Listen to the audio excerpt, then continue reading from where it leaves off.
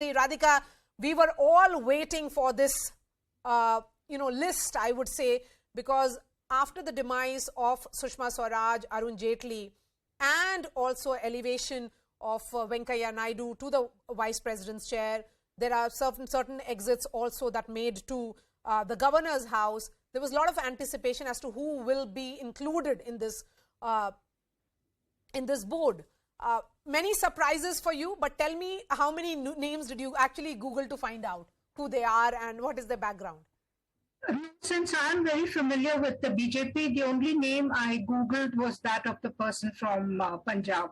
I was frankly not very familiar with his name. Now, Satyanarayan Jatia, for instance, as long as I've covered the BJP, I've known Mr. Jatia. Yes. Sudha Yadav from Haryana. I think she made a bit of a splash in the 96 or 98 election because she had lost her husband on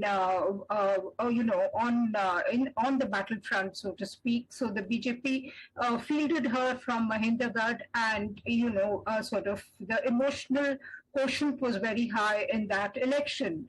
And after that, she has been serving the organization in various capacities. Of course, she seemed to have retreated, just like Mr. Jatia.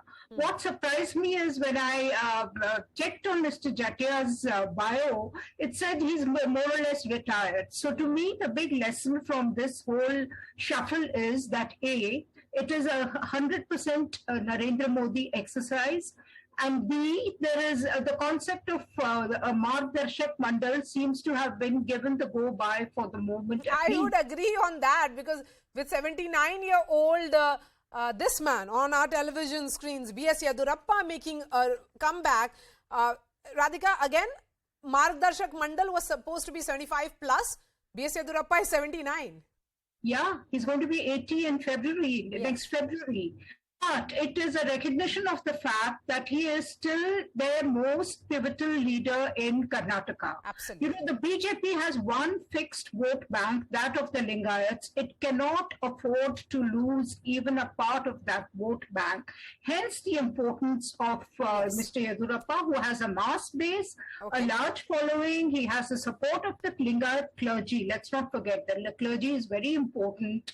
Baswaraj Bommai, although he is a Lingayat, he has not been able to cultivate any of those attributes. So and does it also in many ways then settle the entire buzz that has been doing the rounds, that will there be another rejig or change of chief minister in the state of Karnataka? For the moment, it looks like it has been, right, Radhika?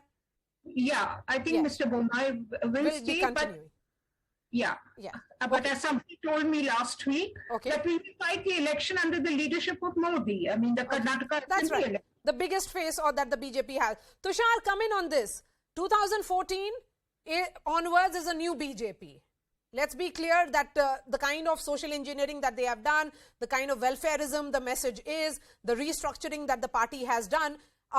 What do you think is the big takeaway in this? Would you say that the focus is on catchment areas, the states which they see as potential? They want to ensure that there is a Northeast representation, a representation from Telangana as well. See, the recent political shake-ups, especially in Bihar and what we saw in Bengal, do warrant a significant loss for the BJP in these two states, at least when it comes to 24. So where do they look next? They can't afford to lose Karnataka. They can't afford to lose Haryana, even after 10 years of being in power in the state. But what stands out for me is the leaders from Telangana and Punjab.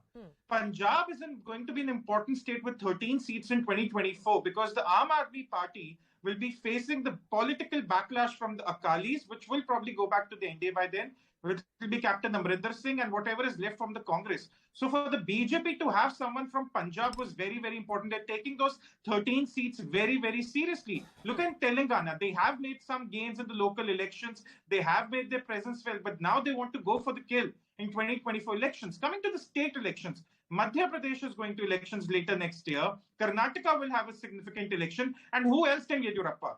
Now, my point is that a takeaway that the party does not have enough trust in Bommai even now? or maybe they want to keep Yediyurappa in good faith until 2024. So these permutations and combinations are working out. But the larger question, the larger picture is that they want to balance the state and the 2024 elections while taking care of the caste equations, while taking care of the areas where they want to sustain their vote bank, say Karnataka or the Northeast and Madhya Pradesh, while also looking out for gains in Punjab and Telangana. Yes.